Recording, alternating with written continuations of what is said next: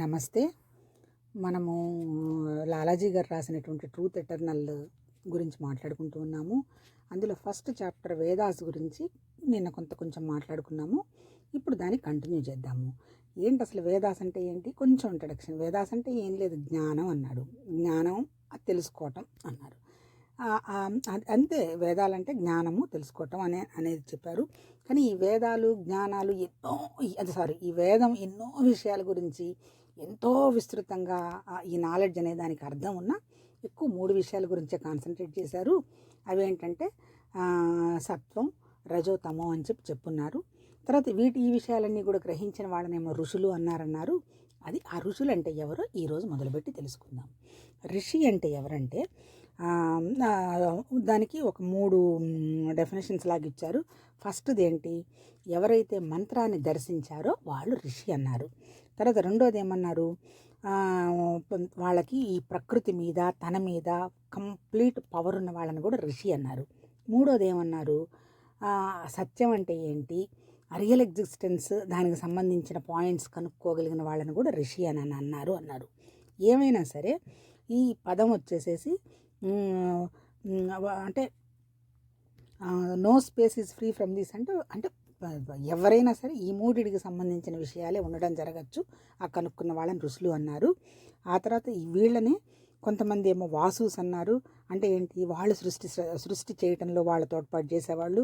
రెండో వాళ్ళు సృష్టి నిలబెట్టే వాళ్ళనేమో ఆదిత్యాస్ అన్నారు, అంటే సూర్యుడిలాగా. మూడో వాళ్ళనేమో రుద్రాస్ అన్నారు. అంటే ఏంటి? ఈ భౌతికంగా వీటికి సంతోషపడుతున్న వాళ్ళని కొంచెం కంట్రోల్ చేసి కాస్త బాధ పెట్టి మళ్ళీ వాళ్ళని కలిపేసే వాళ్ళని అని అర్థం అనమాట. అంటే వాళ్ళని కూడా ఋషులని అన్నారు. ఆ తర్వాత ఇంకా ఏంటి? ఈ ఋషుల్లో మొట్టమొదటి ఏం చెప్పారు? మంత్రదృష్ట అన్నారు. మంత్రదృష్ట అంటే ఏంటి? మంత్రాన్ని దర్శించిన వాళ్ళు. మంత్రం అంటే ఏంటి? ప్రకృతి యొక్క రహస్యం, ఆ తర్వాత దానికి సంబంధించిన పరిష్కారం, ఎట్లా ఇంకా దాంట్లో నుంచి బయటపడాలనేటువంటి ప్లాను. అంటే ఇది ఋషులకు తెలుసు అని. ఆ తర్వాత ఎవరైతే విషయాన్ని యాక్టివ్గా దీన్ని గ్రహించారో వాళ్ళని ఋషులు అన్నారు. ఋషులు అంటే ఏం లేదు, ఇంకా ఇండైరెక్ట్గా చెప్పాలంటే జ్ఞానులు. ఆ తర్వాత ఇట్లాంటి వాళ్ళు చాలామంది ఉన్న 7 ప్రిన్సిపల్స్ 7 పర్సన్స్కి ఎక్కువ ప్రిఫరెన్స్ ఇచ్చి చెప్తారు. వాళ్ళు ఎవరంటే భరద్వాజ, అగస్త్య, జమదగ్ని, అత్రి, గౌతమ, విశ్వామిత్ర అండ్ బృహస్పతి. వీళ్ళ మనుషుల కంటే కూడా వీళ్ళు ప్రిన్సిపల్స్. వీళ్ళతో అంటే ఏంటి? ఈ ప్రిన్సిపల్స్ అంటే ఏంటి అంటే వీళ్ళకి సంబంధించినటువంటి రిసీవ్ చేసుకున్నటువంటి ఈ జ్ఞానం అంతా కూడా ఆకాశతత్వంగా రికార్డ్ అయింది అంటారు. అంటే మళ్ళీ 3 చెప్తారు. భూతాకాశం, చిత్తాకాశం, చిదాకాశం అంటారు. భూతాకాశం అంటే మన శరీరం, చిత్తాకాశం అంటే మన మనస్సు, చిదాకాశం అంటే ఈ 2 దాటినటువంటి స్థితి అనమాట. అంటే ఈ మహర్షుల యొక్క ప్రిన్సిపల్ చిదాకాశంలో రికార్డ్ అన్నట్టు అనుకోవాలన్నమాట. తర్వాత వీళ్ళ ఈ 7 ప్రిన్సిపల్స్తో పాటు చాలామంది ఋషులు ఈ సిద్ధాంతంగా చేరిపోయినారనమాట. దీన్ని మంత్రము అంటారు. అంటే మంత్రదృష్ట అంటే ఏంటి? లేదు, భౌతికంగా ఏదన్నా ఒక సమస్యలోనో ఇంకోటి ఏదన్నా ఉంటే వీళ్ళు ఈ ఋషులు వాటిని దర్శించారు కాబట్టి ఇదిగో ఈ మంత్రం తీసుకోమ్మా, దీని ప్రకారం ఈ పూజ చెయ్యి, పరిష్కారం వస్తుంది అని చెప్పారు. మళ్ళీ పూజ ఎక్కడ జరుగుతుంది? మొత్తం సృష్టి అంతా ఏంటి? Unmanifest, manifest. అన్మానిఫెస్ట్ అంటే శక్తి, మేనిఫెస్ట్ కూడా శక్తి. అంటే మేనిఫెస్ట్ ఎట్లా అయింది? ఇప్పుడు సృష్టిలాగంతా మేనిఫెస్ట్ అయింది. సృష్టిలో ఏమేమి మేనిఫెస్ట్ అయ్యాయి? ముఖ్యంగా అయింది పంచభూతాలు, అంతే కదా. భూమి, నీళ్లు, అగ్ని, వాయువు, ఆకాశం, ఈ 5 పంచభూతాలు. అట్లాగే మన శరీరం కూడా ఏంటి? మన శరీరం కానీ ఈ సృష్టిలో ఉన్నటువంటి ఏ వస్తువు, ఏ పదార్థం, ఏ జీవిని తీసుకున్నా ఈ 5 ప్రిన్సిపల్సే ఉంటాయి. 5 ప్రిన్సిపల్స్ అంటే ఏంటి? 5 తత్వాలతోనే ఉంటాయి. 5 తత్వాల్లో అన్ని అంటే ఏంటి? 5 సమంగా అనమాట. దాన్నే పంచీకరణం అన్నారు. ఒక దాంట్లో ఒకటి ఎక్కువ ఉంటే రిమైనింగ్ అన్నీ కలిపి హాఫ్ అయిపోతాయి అనమాట. అంటే ఏంటి? మీరు ఒక వస్తువు తీసుకోండి, దానికి రూపం ఉంటుంది, వాసన ఉంటుంది, కింద పడేస్తే శబ్దం వస్తుంది, తర్వాత స్ట్రక్చర్ ఉంటుంది. అంటే 5 అనమాట. 5 తత్వాలు ఉన్నాయి. అట్లాగే ఇప్పుడు మనుషులు ఉన్నారు, వాళ్ళకి ఏదైనా అంటే ఏంటి? అందరూ ఒకేసారి మంత్రాలను కనుక్కుండే అంత ఋషితత్వంలో ఉండరు కదా. భౌతికంగా శరీరం తీసుకున్న తర్వాత భౌతిక ప్రాసెస్ దాటాల్సిందే, అంటే తర్వాత మానసికం దాటాల్సిందే, తర్వాత భగవత్ తత్వానికి వెళ్ళాలి. అలాంటప్పుడు వీళ్ళని వచ్చినట్టు వాళ్ళకి ఏం చేసేవాళ్ళు? పాపం ఏదో ఒక మంత్రం ఇచ్చి ఇదిగోమ్మ ఈ పూజ చేసుకోపో, అనుష్ఠానం చేసేసుకోమని చెప్పేవాళ్ళు. అనుష్ఠానం చేసిన తర్వాత మళ్ళీ ఆ పూజ అయిన తర్వాత ఏం చెప్పారు? కొంచెం అన్నదానం చేసుకోండి అని చెప్పేవాళ్ళు. అన్నదానం అంటే ఏంటి? ఎవరికి ఏది అవసరమైతే ఉదారంగా ఇవ్వగలగడం అన్నదానం అనమాట. అంటే ఒక మంత్రము, ఒక పూజ చేసిన తర్వాత పరిష్కారం అనమాట. అట్లాగే రెండో తత్వం ఏముంది? నీళ్ల తత్వం ఉంది. మన శరీరంలో 75% వాటరే ఉంది కదా. అందుకని ఏం చేస్తున్నారు, లోపల మనకు తెలియకుండా నాడీ వ్యవస్థ చాలా ఉంది. అదేం కంటితో కనపడదు, కానీ మనలో ఉన్నటువంటి ఈ అనవసరమైనవన్నీ కూడా ఈ బయటకు వెళ్ళిపోతాయి. అందుకని వాటిని రంధ్రాలు అన్నారు. నవరంధ్రాలు కొన్ని, ఇప్పుడు ముక్కు అనండి, కళ్ళు అనండి, చెవులు అనండి, అనవసరంగా ఇప్పుడు మనం వాటిని పట్టుకోలేనివన్నీ కూడా బయటకు వస్తూ కనిపిస్తున్నాయి కదా. అట్లాగే మనలో చాలా ఎమోషన్స్ ఉన్నాయి. ఆ ఎమోషన్లో ఏంటి? కామ, క్రోధ, లోభ, మోహ, మదమాశ్చర్యాలు. వీటన్నిటిని కూడా ఎందుకు వస్తున్నాయి? అవతల వాళ్ళని చూసి ఈర్ష్య పెంచుకొని, పోల్చుకొని ఇవన్నీ వస్తున్నాయి. ఇది ఎక్కడున్నది? ఈ తత్వం అంతా కూడా స్వాధిష్టాన చక్రం రెండోది ఉన్నదనమాట. అందువల్ల ఏం చెప్పారు? మీరు వెళ్ళండి, పుష్కరాలను పెట్టి అలా ఒక మంత్రం తీసుకొని శుభ్రంగా పోయి జపాలు అవన్నీ చేసుకొని ఏ సంవత్సరానికి ఆ సంవత్సరం పుష్కరాల్లో స్నానాలు చేసి రండి అని చెప్పారు. అంటే ఏంటి? బయటికి వెళ్ళిన తర్వాత ఇప్పట్లాగా ఈ స్టార్ హోటల్స్, ఈ ఫెసిలిటీస్ అన్నీ అప్పుడు లేవు కదా. నడుచుకుంటూ వెళ్ళాలి, ఎవరెక్కడ భోజనం పెడితేనో లేకపోతే వీళ్ళు సామాన్ తీసుకెళ్ళి వండుకోవటము, దొరికినప్పుడు తినాలి, తర్వాత అక్కడ మనుషులతో మమేకం అవ్వాలి. దానివల్ల ఏమొస్తుంది? వాళ్ళందరినీ అర్థం చేసుకోవడం వల్ల జ్ఞానం వస్తుంది. ఆ తర్వాత ఇంకా ఇంకా ఏంటి? శక్తి కూడా వస్తుంది అనమాట. అంటే ఏంది? తర్వాత చెప్తాను. ఈ సృష్టి మొత్తానికి కారణం రెండు స్థితులు అనమాట. ఒకటేమో జ్ఞానశక్తి, రెండు క్రియాశక్తి. ఈ రెండు నడుస్తున్నది ఇచ్చ కోసం అనమాట. అందుకని పాపం ఋషులు ఏం చేసుకుని ఇట్లా స్వాధిష్టానానికి, వాటర్కి, మనలో ఉన్నటువంటి ప్రాణశక్తిని పెంచుకోవటానికి చేసి ఆ పక్క వాళ్ళని చూడకుండా మనల్ని మనమే చూసుకొని మనలో శక్తి పెంచుకునేట్టుగా వాళ్ళ పాపం ఆ మంత్రం తెలుసుకున్నది అది వాళ్ళకి చెప్పారు. తర్వాత ఇంకోటి ఏంటి? మూడోది వచ్చేసి యంత్రదృష్ట. యంత్రదృష్ట అంటే ఏంటి? యంత్రదృష్ట వచ్చేసేసి ఎవరైతే స్పేస్ని, మ్యాటర్ని అంతా కంట్రోల్ చేసేవాళ్ళు, ఒక పద్ధతి ప్రకారం పెట్టేవాళ్ళు, వాళ్ళని మంత్రద్రష్ట అన్నారు. ఆ మంత్రదృష్టకి చెప్పేవాళ్ళని ఎవరన్నారు అంటే ఆ లక్షణాలు ఉన్నటువంటి ఋషులని ఆదిత్య అన్నారు. అంటే ఏంటి? ఇప్పుడు మన సృష్టి వచ్చింది, సృష్టిని మళ్ళీ కాపాడేది ఎవరు? సూర్యతత్వమే కదా. ఆ ఎండ ఉంటేనే మనుషులు బతుకుతారు, లేకపోతే లేరు. అందుకని ఏం చేశారు? దీనికి ఏం చెప్పారు?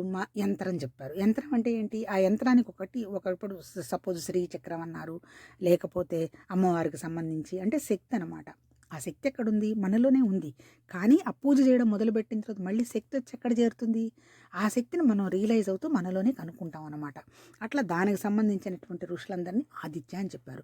యంత్రం అంటే ఏం లేదు, మన శరీరం కూడా యంత్రమే. మన శరీరం యంత్రం. ఇందాక నిన్న చెప్పుకున్న దాంట్లో ఒక పారాగ్రాఫ్లు చెప్పాం కదా, కాండము, కాళ్ళు, తల అని. కాండము, కాళ్ళు అంటే శక్తి ఎక్కడ ఉంటుంది అంటే కాండంలో ఉంటుంది. అంటే ఏంటంటే మన శరీరంలో కూడా మన వెన్నుపూసే మోస్ట్ శక్తివంతమైంది. ఇప్పుడు మీరు యోగా చూడండి, ప్రాణాయామం చూడండి, ఏం చూసినా కానీ ఏంటి, మన బ్యాక్ బోన్ ఎవరైతే ఉంచుతారో వాళ్ళు బాడీని అంతా ఉంచుతారు. కాళ్ళు వంగాయి, చేతులు ఉంచాయంటే కాళ్ళు చేతులు కాదు, మెయిన్ వెన్నుపూస అనమాట. అంటే మన శక్తి మొత్తం వెన్నుపూసలో ఉంటుంది. ఈ ఎనర్జీ పాయింట్స్ అన్నిటిని కూడా వీళ్ళు క్రియేట్ చేసి ఇప్పుడు ఈ శ్రీచక్రం అంటే ఆ చక్రాలన్నీ పెట్టున్నారు. అల్టిమేట్ చక్రం అంటే ఏంటి? ఈ మన శరీరమే చక్రం. ఆ చక్రానికి పూజ చేసిన శక్తి వచ్చి ఎక్కడ చేరుతుంది? మన శరీరానికే కదా చేరడం. ఇప్పుడు ధ్యానం చేస్తున్నాము, ధ్యానంలో భగవంతుడు మా దగ్గర ఉన్నాడు అనుకుంటూ చేస్తాము. ఏమైనా భగవంతుడు మనకు కనపడుతున్నాడా? కానీ భగవంతుడు ఉన్నాడనేటువంటి వ్యవహారం మీద మనం మనసు పెట్టి ఆలోచన చేసి ఆ అనుభవానికి మనం తెచ్చుకున్నప్పుడు డెఫినెట్గా ఆ శక్తి మన దగ్గరే కదా ఉంటుంది. అంటే బయట ఎక్కడా లేదు, మనలోనే ఉంటుంది. అంటే దాన్ని యంత్ర పూజ అన్నారు. యంత్రం. మూడోది ఏం చెప్పారు? తంత్రం అన్నాడు. మన దాంట్లో తంత్రదృష్ట అంటే తంత్రాన్ని దర్శించినవాడు. తంత్రం అంటే ఏం లేదు, ఎవరైతే మొత్తం ప్రకృతికి సంబంధించినటువంటి శక్తి అదంతా కూడా మొత్తం అంటే విశ్వమంతా కూడా ఒక శక్తితో నిండిపోయింది. ఆ శక్తి ఎవరు? రుద్రత్వం. తర్వాత ఏంటి? ఎవరైతే వాళ్ళకి ప్రాక్టికల్గా వాళ్ళని కొంచెం ఇబ్బంది పెట్టో లేకపోతే అనుభవం చేయించో ప్రాక్టికల్గా ఎక్స్పీరియన్స్ చేసేదాన్ని తంత్రం అంటారు. అంటే తంత్రం అంటే ఏం లేదు, జస్ట్ భగవంతుడు నీలోనే ఉన్నాడు అని నువ్వు కనుక్కోవాలనే దానికి నీకు టెక్నిక్ అవసరం కదా. ఆ టెక్నిక్ చెప్పేదాన్ని తంత్రం అంటారు. తంత్రం అంటే మనం ఏమనుకుంటామంటే యంత్ర పూజ, మంత్ర పూజ, తంత్ర పూజ అంటే అవన్నీ మనం క్షుద్ర పూజలు అనుకుంటాం. కాదు, మంత్రం అన్నా పాజిటివే, యంత్రం అన్నా పాజిటివే, తంత్రం అన్నా కూడా పాజిటివే. మనకి ఇప్పుడు భగవంతుడు ఉన్నాడు అని. ఇప్పుడు ఫస్ట్ ఏం చెప్పున్నారు వాళ్ళు, భూమికి పూజ చేయడానికి నువ్వు జనరాసిటీ పెంచుకోమ్మా, దాన ధర్మాలు చేయమన్నారు. రెండోది వచ్చేమో నువ్వు ఎక్స్పాండ్ అవ్వాలి, ఎట్లా తీర్థయాత్రలు అవన్నీ చేసి స్నానాలు అవన్నీ చేసిరమ్మని రెండోది చెప్పారు, స్వాదిష్టానం. మూడోది ఏంటి, మణిపూరకం, అగ్ని అంటే ఏంటి, అహం అన్నమాట. ఈ అహం ఎంతసేపటికి ఏమనుకుంటుంది, అంతా నేనే నా వల్లే అనుకుంటుంది అని ఎక్కడో ఆకాశానికి ఎగిరినట్టుగా పడిపోతుంది. ఆకాశానికి ఎగిరిన తర్వాత ఎక్కడొచ్చి మళ్ళీ పడాల్సి వస్తుంది, పట్టమంటూ జరిగితే మళ్ళీ నేల మీదేగా పడతారు. ఆకాశం నుంచి ఆకాశం వెళ్ళదు కదా, గ్రావిటేషన్ ఉంది భూమికే కదా, ఇక్కడ పడతారు. పడ్డ తర్వాత అప్పుడు అని తెలుస్తుంది అనమాట, అయ్యో ఇదంతా నాదనుకున్నాను, నాదంతా ఏం లేదు, మొత్తం ఏదో టోటల్గా ఒక భగవత్ శక్తి నన్ను నడిపిస్తుంది, ఆ భగవత్ శక్తి కూడా ఎక్కడో లేదు నాలోనే ఉన్నది అనేటువంటి విషయం ఈ అహం పోయిన తర్వాత గ్రహిస్తారు. అహం ఉన్నంతసేపు గ్రహించరు. అహం అంటే ఏం లేదు, భయము కోరికనే అహం అంటారు, ఇంక వేరే ఎక్స్ట్రా ఏం లేదు. భయం లేకపోతే, కోరిక లేకపోతే ఎవరిని చూసినా భయం లేదు, ఏదో కావాలనే కోరిక ఉండదు. ఈ రెండు ఉన్నంతసేపు అహం నడిపిస్తూ ఉంటుంది. ఎప్పుడైతే నడిపిస్తూ ఉందో నేను అనేటువంటి అహంభావంలో ఉంటారు. ఎప్పుడైతే ఇప్పుడు ఈ మూలాధారానికి అన్నమయ్య కోసం అంటున్నారు కదా, అన్నమయ్య కోసం, ప్రాణమయ కోసం, అట్లాగే స్వాదిష్టాన చక్రం, ఇవన్నీ వీటికన్నిటికీ పూజ చేసి ఒక వచ్చి గ్రహించిన తర్వాత అనవసరంగా పరుగులు పెట్టాను, బయట ఏమీ లేదు, ఆనందమైన, సంతోషమైన, దుఃఖమైన నాలోనే ఉన్నది అనేటువంటి విషయం గ్రహించిన తర్వాత ఈ నడిపిస్తున్నదంతా ఒక శక్తి ఏదో మన నడిపిస్తున్నది అనేటువంటి వ్యవహారానికి వచ్చినప్పుడు అప్పుడు నేను పూజ చేస్తున్నాను అంటే భగవత్ శక్తి మనలోనే వచ్చి చేరుతున్నది, మన దగ్గరే భగవతత్వం ఉంటుంది, నేను ఏదనుకుంటే అదే భగవతత్వం అనేటువంటి గ్రహణకు వచ్చేస్తాను. అది టెక్నిక్ అనమాట. అప్పుడు ఏమనుకుంటారు, ఇంకా వచ్చింది కదా, మరి వచ్చింది ఊరికి వదిలేస్తామా, కనుక్కోవాలిగా, దాన్నే అనుభవం అంటారు. ఎక్కడున్న అనుభవం ఎక్కడ గ్రహించాలి, అది ఆ అనుభవం గ్రహించే స్థలం వచ్చి నాలుగోది హృదయం అనమాట. అందుకే స్పర్శ. ఇప్పుడు ఇందాక చెప్పాను కదా, పంచభూతాల్లో మొదటిదేమో భూమి, రెండోదేమో నీళ్లు, మూడోదేమో అగ్ని, నాలుగోదేమో వాయువు. ఎక్కడుంది వాయువు, మన తలకాయ దగ్గర నుంచి కాలు బొటన వేలు దాకా వాయువు ఉంది. అంతేగా స్పర్శ, ఎక్కడో చిన్న చిటికన వేలో బుడ్డంత చీమ కుట్టినా మనం లేచేస్తాము. అంటే అర్థం ఏంటి, మొత్తం స్పర్శ అనమాట. అప్పుడు మనం ఈ భగవతత్వాన్ని మనం స్పర్శగా అనుభూతి చెందటం కలగజేసుకుంటాం అనమాట. అది తంత్రం అంటే. అది కూడా కనుపెట్టుకుంది ఋషులే, అంతే కదా. ముందే వచ్చేసేసి ఇదిగో నీకు ఈ తంత్రం ఉంది చేయమంటే ఎవరికి అర్థం అవుతుంది. అందుకని మొట్టమొదట ఇదిగోనమ్మా ఈ జపం చేసుకో, ఇదిగో ఈ చిన్న పూజ చేసుకో, ఈ అనుష్ఠానం చేసుకో, తర్వాత ఇంకొంచెం ఓపిక ఉన్న వాళ్ళు ఇదిగో ఈ తీర్థయాత్రలు చేసిరండి, ఇక్కడ గ్రహించండి. మూడోది వచ్చి ఇదిగోనమ్మా ఈ యంత్రానికి పూజ చేసుకో, ఈ శ్రీచక్రం అది, ఆ యంత్రం కూడా చివరికి నువ్వే గ్రహిస్తావు. తర్వాత నాలుగోది వచ్చేసేసి నువ్వు ఇదిగో భగవతత్వాన్ని అనుభూతి చెందు, నువ్వే అనుభూతి చెందుతావు అని చెప్తారు. అంటే ఏంటి, ఇవన్నీ కూడా మనకి భగవతత్వం అంతా కూడా మనకి వేదాల్లో చెప్పబడింది అనమాట. అది మన లాలాజీ గారు మనకు చెప్పారు, మంత్రం, తంత్రం, యంత్రం. తర్వాత వీటితో పాటు ఇంకా ఏం చెప్పారు, తర్వాత వీటితో పాటు మళ్ళీ కొంతమందిని వాసుస్ అన్నారు, ధ్రువాస్ అన్నారు. వాళ్ళెవరు, జ్ఞానం అంటే ఏంటి, ధ్యానం అంటే ఏంటి, హయ్యర్ నాలెడ్జ్ ఏంటి, విజ్ఞానం అంటే ఏంటి, వీటన్నిటికీ చెప్పిన వాళ్ళు కొంతమంది ఋషులు ఉన్నారనమాట. తర్వాత ఇప్పుడు ఈ ఋషులు వీళ్ళందరూ కూడా ఒక మన భారతదేశంలో కాదు, ప్రపంచంలో అంతా, విశ్వంలో అందరూ ఉన్నారు. ఎవరెవరు వాళ్ళల్లో పేర్లు, అబ్దుల్ అనే అతను ఒకడు, కుతుబ్ అనే అతను ఒకతున్నట్ట, అవతార్ ఉన్నాడు, వాలి ఉన్నాడు, నాభి ఉన్నాడు, సవబిట్ ఉన్నాడు, సయ్యారే ఉన్నాడు, సాధు, సెయింట్ ఎక్సెట్రా. అంటే ఏంటి, ఎవరైతే గ్రహించారో వాళ్ళందరినీ ఈ పేర్లతో పిలుస్తారనమాట. తర్వాత ఇంకా ఏమన్నారు, తర్వాత మన ఋషులు ఉన్నారు కదా భారతదేశంలో, వాళ్ళు ఏం చెప్పారంటే దానికే వాళ్ళు విన్నదాన్ని, తర్వాత వాళ్ళు ఎంక్వైరీ చేసి కనుక్కున్న దాన్ని వీళ్ళు యాక్సెప్ట్ చేసిన దాన్ని, తర్వాత వీటన్నిటిని కలిపి ఇదే వేదము, ఇదే జ్ఞానం అని కనుక్కున్నారన్నమాట. తర్వాత దాన్ని ఏమని చెప్పారు అంటే, వీళ్ళు ఎట్లా కనుక్కున్నారు, వీళ్ళు విన్నారు అంతే కదా. వీళ్ళకి ఎలా తెలుస్తుంది, వీళ్ళు స్వచ్ఛంగా ఉన్నారు కాబట్టి వాళ్ళు కళ్ళు మూసుకొని కూర్చున్నప్పుడు కొన్ని మంత్రాలను వాళ్ళు దర్శించారు, కొంత మ్యాటర్ వాళ్ళ చెవులకు చేరింది. అందుకని ఈ విని చూసిన దాన్ని వాళ్ళు ఏమని పేరు పెట్టారు, దానికి శృతి అని పేరు పెట్టారు. అంటే ఏంటి, డైరెక్ట్గా వాళ్ళు రిసీవ్ చేసుకున్నారనమాట. డైరెక్ట్గా వింటున్నారు, ఇంకా వినబోతారు. దీన్నంతా శృతి అని అన్నారు. ఆ తర్వాత దాన్ని ఎవరైతే విన్నారో వాళ్ళని శృత అన్నారు. తర్వాత వినడం అన్నమాట మెయిన్ ప్రిన్సిపల్. ఈ వినడాన్ని, ఈ శృతిని, దీనికి ఏంటి అసలు ఇదే దైవత్వ జ్ఞానము, దైవత్వ చట్టం, దైవత్వం ప్రిన్సిపల్, దైవత్వం రహస్యం. తర్వాత అదే వేదం.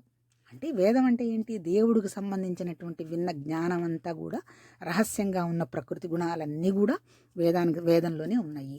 ఎలా వేదం అంటే ఏంటి, వాళ్ళు కనుక్కున్నారు, వాళ్ళు విన్నారు, వాళ్ళు రాసిపెట్టారనమాట ఆ మంత్రాలు. ఆ తర్వాత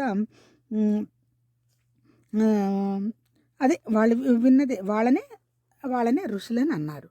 ఆ తర్వాత తర్వాత ఏంటి ఇంకొక విషయం ఏముంది, అట్లాగే ధర్మశాస్త్రాలు ఉన్నాయి, వాటినన్నిటినీ కలిపి స్మృతులు అన్నారు. శృతి ఏమో డైరెక్ట్గా రిసీవ్ చేసుకున్నది, స్మృతి ఏమో వాళ్ళు చెప్పింది వినంగా రాసిందనమాట. ఈ రెండిటికి తేడా చెప్పారు, స్మృతికి శృతి అనేది పర్ఫెక్ట్, దాన్ని మనం మార్చలేము. వేరు స్మృతి అంటే ఏంటి, వాళ్ళ భావాలను కూడా ఒకటి అరా అందులో ఇంక్లూడ్ చేయొచ్చు అనమాట. అందుకని శృతిని కంప్లీట్గా నమ్మచ్చు, స్మృతిని కొంతవరకు అనొచ్చు. తర్వాత శృతి అనేది మళ్ళీ వర్డ్స్లోనూ వచ్చేది కాదు, అట్లాగే స్మృతి వచ్చి మళ్ళీ వర్డ్స్ అంటే అక్షరంతో వచ్చేదనమాట. అంటే అక్షరాల్లోనే అక్షరాలే నశించవు, కాకపోతే శృతి వచ్చినటువంటి శబ్దము, స్మృతిలో వచ్చినటువంటి శబ్దము తేడా ఉంది అని చెప్తారు. తర్వాత శృతి వచ్చి ఇండిపెండెంట్, స్మృతి వచ్చి డిపెండెంట్ అంటాడు. ఆ తర్వాత ఎవ్వరు కూడా శృతిని వదిలేయలేరు, కానీ స్మృతిని కొంచెం మనం ఇది కరెక్టా కాదని మనం కొంచెం ఆలోచన చేయొచ్చు అనమాట. ఆ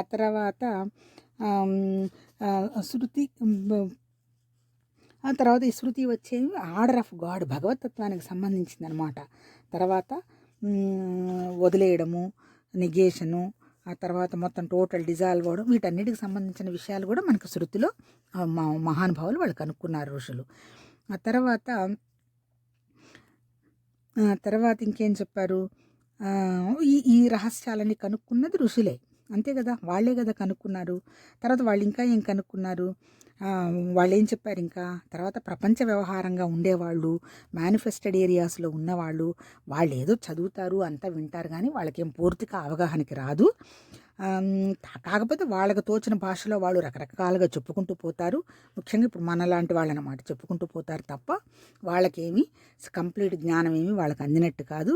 అందుకని వాళ్ళు ఏం చెప్తుంటారు, భగవంతుడు చాలా గొప్పవాడు, గాడ్ ఈజ్ గ్రేట్, తర్వాత వెల్లుల్లిపాయ, క్యారెట్, షటప్, యూ ఇడియట్, ఇట్లాంటి పదాలన్నీ వాడుకుంటూ పోయేవన్నీ కూడా ఆ స్మృతుల కిందకే వస్తాయి, కానీ అవన్నీ కంప్లీట్ జ్ఞానం అయితే కాదు. కంప్లీట్ జ్ఞానం అంటే శృతులు డైరెక్ట్గా ఎవరైతే రిసీవ్ చేసుకున్నారో మహానుభావులు వాళ్ళవి కరెక్ట్ అయినవి అని చెప్తారు. ఆ తర్వాత ఇంకో దానికి ఏం చెప్తారు, శృతి అంటే ఏంటి, ఉద్గీత్ అన్నాడు. అంటే ఉద్గీత్ అంటే అంటే ఏంటి, హయ్యర్ అని అర్థం. తర్వాత హయ్యర్ అంటే వేరే సృష్టికి సంబంధించినవి, భగవతత్వానికి సంబంధించింది, అదంతా కూడా అన్నాడు అనమాట. గీత్ అంటే ఏంటి, గీత్ వచ్చేమో దానికి సంబంధించిన సంగీతం లాగా అనమాట. ఉద్గీత్ అంటే ఆ భగవతత్వానికి సంబంధించినంతా కూడా వాళ్ళు ఒక పద్యాల రూపంలోనో, పాటల రూపం, ఒక రిధంలోనో వాళ్ళు రిసీవ్ చేసుకున్నారు, అంతే కదా. మీరు వినండి కావాలంటే, ఆ వేదాల్లో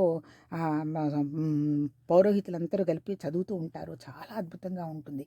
అంటే ఏంటంటే ఒకే ప్రాసెస్లో పలుకుతూ ఉంటారు, పలకటంలో కూడా అది సక్రమంగా పలకాలన్నమాట. తర్వాత అందులోనే అన్నీ అనమాట, అంటే స్వర్గము, నరకము, అన్నిటికి సంబంధించిన విషయాలు, భూమి, వాటన్నిటికి సంబంధించిన విషయాలు వాళ్ళు ఒక వ్యవహారంగా రిసీవ్ చేసుకొని ఒక గీతంలాగా, ఒక మంత్రంలాగా వాళ్ళు రాసి చెప్పడం జరిగింది అంటారు. ఆ తర్వాత ఇంకేం చెప్తారు, తర్వాత ఓం అనేటువంటి పదంలో కూడా 3 పదాలు ఉన్నాయి, అంతే కదా. తర్వాత ఈ ఓంను కూడా పలకటం కూడా పద్ధతిగా పలకాలి అంటారు. ఇప్పుడు మన వాళ్ళు ప్రతిదానికి ఓంకారం అంటుంటారు కదా. ఓంకారం అంటే ఏంటి, ఫస్ట్ ఓం అంటే క్రియేషన్ పైకి వెళ్తుంది, మధ్యలో ఆగుతుంది, మళ్ళీ కిందకు వచ్చేసేటప్పటికి డిజాల్వ్ అవుతుంది. అంటే ఏంటి, సృష్టి, స్థితి, లయ, ఓం చెప్పారనమాట. అంటే దాన్ని పలకటానికి కూడా ఆ శబ్దంతో ఉచ్చరించాలి.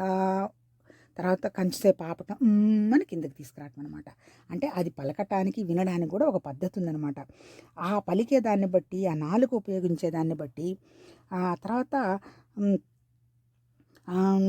అది భగవతత్వానికి కనెక్ట్ అవ్వడానికి ఆ పదం ఉపయోగపడుతుంది. అంటే మన విగ్రహానికి పూజ చేసినా, లేకపోతే ధ్యానం చేసినా, ఇంకొకటి చేసినా, అంటే ఏంటి, సృష్టి వచ్చింది, సృష్టి ఉన్నది, సృష్టి వెళ్ళిపోతుంది.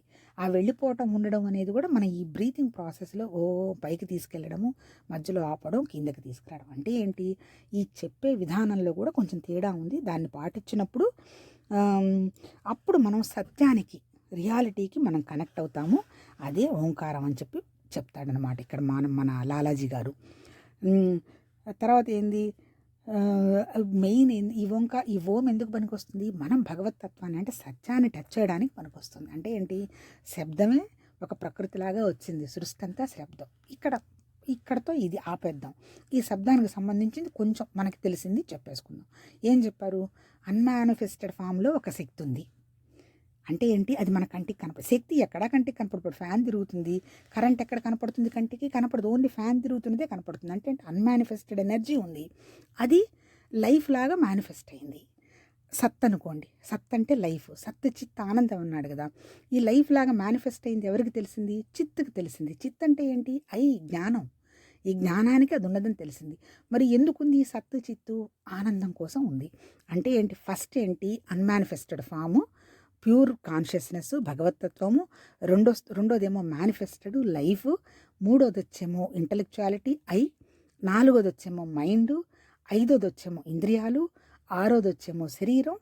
ఏడోది వచ్చేమో ఈ శరీరం అంటుకున్న మనుషులు, వస్తువులు. ఇది క్రమం. ఇప్పుడు మనం ఆధ్యాత్మిక సాధనలో పైకి వెళ్ళాలంటే ముందు ఏ విధంగా పైనుంచి వచ్చాం మనం? ఇప్పుడు మనం ఎక్కడున్నాము? వస్తువులు మనుషుల్ని పట్టుకొని ఊగులాడుతున్నాం. వస్తువుల్ని మనుషుల్ని వదిలేయాలి. శరీరం ఉంటుంది, శరీరానికి ఆకలేస్తుంది, శరీర ధర్మాలన్నీ శరీరానికునే జరిగిపోతూ ఉంటాయి. కానీ నేనే శరీరం, నా శరీరం తప్ప ఇంకొకటి లేదు అనేటువంటి భావంలో నుంచి బయటపడాలి. ఈ శరీరాన్ని నడిపిస్తున్నది ఇంద్రియాలు కదా. ఇంద్రియాలు ఉంటాయి, చూస్తావు, మాట్లాడతావు, వింటావు, కానీ వాటిని నువ్వు నీ లోపలికి వేసుకోవు. అంటే 5 ఇంద్రియాలు నడుస్తూ ఉంటాయి, లేకపోతే శరీరం ఎలా ఉంటుంది? ఉంటాయి. మరి ఈ 5 ఇంద్రియాలను నడిపిస్తున్నది ఎవరు? మనస్సు. మనసు అంటే ఏంటి? సంకల్పం, వికల్పం. అక్కడికి పోదాం, ఇక్కడికి పోదాం, ఇవన్నీ చేద్దాం. ఫస్ట్ ఆధ్యాత్మిక సాధనలో మనకు రావాల్సింది ఏంటి? సంకల్ప వికల్పాలు వెళ్ళిపోవాలి. ఏది నీ ముందుకు వస్తే అదే భగవంతుడి పని. సంకల్పం వచ్చింది చేయలేకపోయావు, మళ్ళీ మిగిలిపోతావు. అందుకని నీకు ఏది ముందుకు వస్తే అదే భగవంతుడి పని. ఆ పని చేసుకుంటూ పోతావు. తర్వాత దాటిన తర్వాత ఏంది? మైండ్ దాటిన తర్వాత ఇంటలెక్ట్. ఆ ఇంటలెక్ట్ అంటే ఏంటి? బుద్ధి. బుద్ధి అంటే జ్ఞానం. అది ఇప్పుడు ఈ శరీరం గురించి తెలిసింది ఈ ఐకే. పైన భగవతత్వం గురించి తెలిసింది ఐకే. ఎందుకు? ఈ ప్రాణం ఉందిగా. తర్వాత ఉన్నది ఎగ్జిస్టెన్స్, ప్రాణం. అంటే ఇప్పుడు మనం చేయాల్సింది ఏంటి?